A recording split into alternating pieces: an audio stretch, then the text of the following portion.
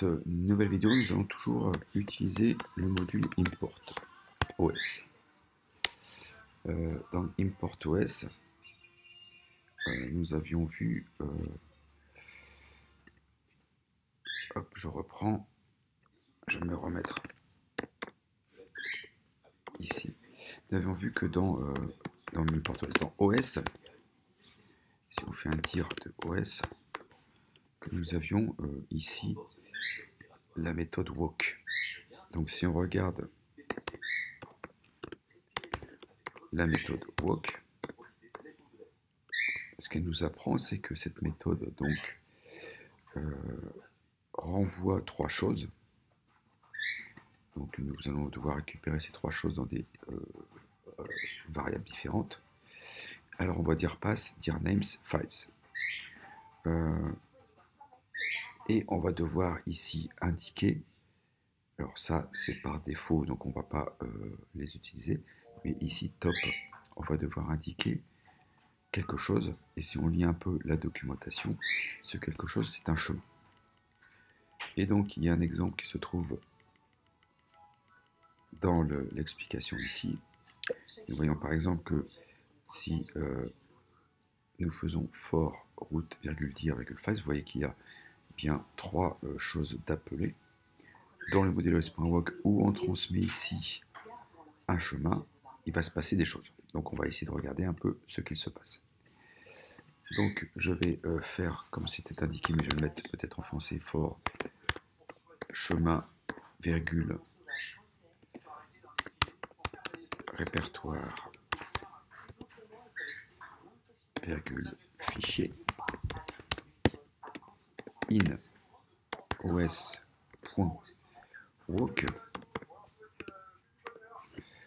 Alors je vais ici utiliser l'argument que je mettrai en lançant le script. Alors ici, comme la dernière vidéo, je ne vais pas vérifier qu'il y a bien un argument. Je suppose que c'est bon. Et je vais ici donc importer OS. Et je vais regarder un peu ce qu'il se passe. Donc je vais faire un print ici de chemin. Ensuite, un print de répertoire. Et enfin, un print de fichier. Pour finir, bien séparer la boucle, parce qu'ici il va y avoir donc une boucle. Je vais faire un séparateur. Je vais dire de passer à la ligne. Je vais mettre les égales. Et je vais de nouveau mettre un séparateur pour finir. Je vais quand même faire une petite indication avec chemin de points. Ici, répertoire de points. Et enfin, fichier.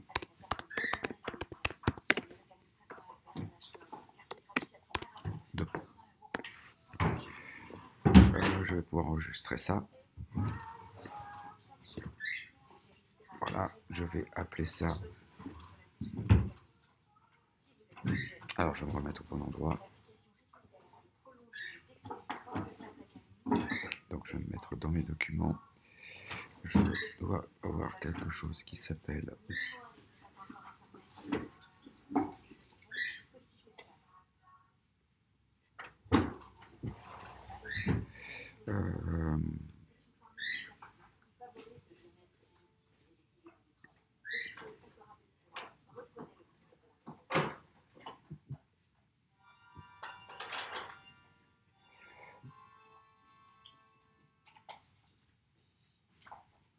non, je vais mettre directement ici, dans Python, voilà.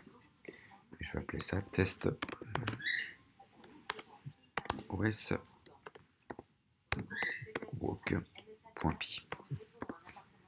Parce que je ne vais pas le lancer d'ici. Donc je vais reprendre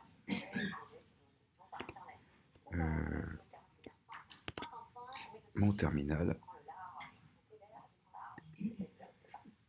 Hop, je vais refaire un terminal. Voilà.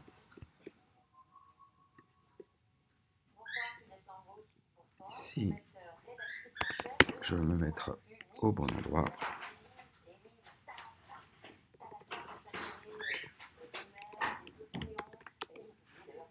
Voilà. C'est dans programmation. Python. Et je vais pouvoir lancer. Je vais déjà faire un ls pour voir un peu ce que j'ai ici dans programmation. J'ai un document. Je vais juste regarder ici. Voilà, je vais me mettre. Je vais lancer à partir de là. Donc je vais prendre ça ici. Et je vais pouvoir lancer. Et je vais me remettre dans Python. Voilà. Et je vais lancer donc Python test.os.rock et je vais pouvoir lui donner ici le chemin que je veux tester. Voilà, il s'est passé des choses. Je vais essayer de remonter au début. Ça ne devrait pas être trop long. J'ai pris près quelque chose. Voilà, ici. Donc vous voyez, c'est lancé ici. Je vais le mettre ici. C'est lancé ici. Et on voit que dans la première chose qu'il fait, vous voyez, chemin, répertoire, fichier. Ça se trouve là. Chemin, il me donne le chemin où il est. Donc je me trouve à cet emplacement. Dans cet emplacement, il voit répertoire. Donc il voit que dans programmation, il y a un répertoire Python, latex, CAPI, et ainsi de suite. Ensuite, il voit que dans ce répertoire programmation, il y a des fichiers qui sont ceux-ci. Comme il a vu qu'il y avait des répertoires, vous voyez que le deuxième tour, on est dépassé les égales. Le deuxième tour, il va dans Python, qui est le premier répertoire qui est dans cette liste. Donc il rentre dans le répertoire Python. Là, il voit qu'il y a documents et ses fichiers. Il n'y a rien d'autre. Donc il va rentrer dans documents qui se trouve ici.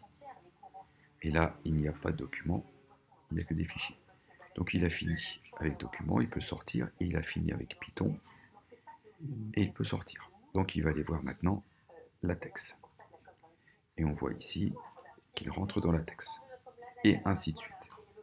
Et il va, comme ça, pouvoir aller rechercher dans un disque dur. Là, bien sûr, j'ai pris exprès pour que ça aille très vite un emplacement où il n'y a pas trop de choses. Ça a pris quelques secondes.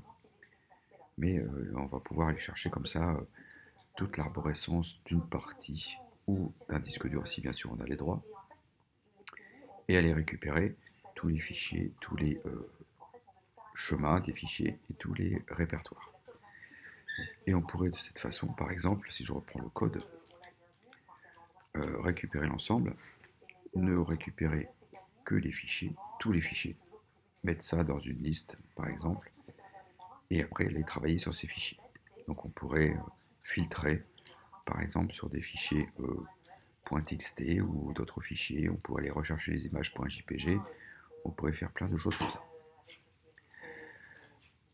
Pour pouvoir faire du filtrage, il nous manque avoir un module qui s'appelle le module RE, que je verrai dans une prochaine vidéo. Et ensuite, dans un exercice, on reprendra le module OS 6 et RE pour faire un petit programme complet de recherche de choses spécifiques dans le disque dur.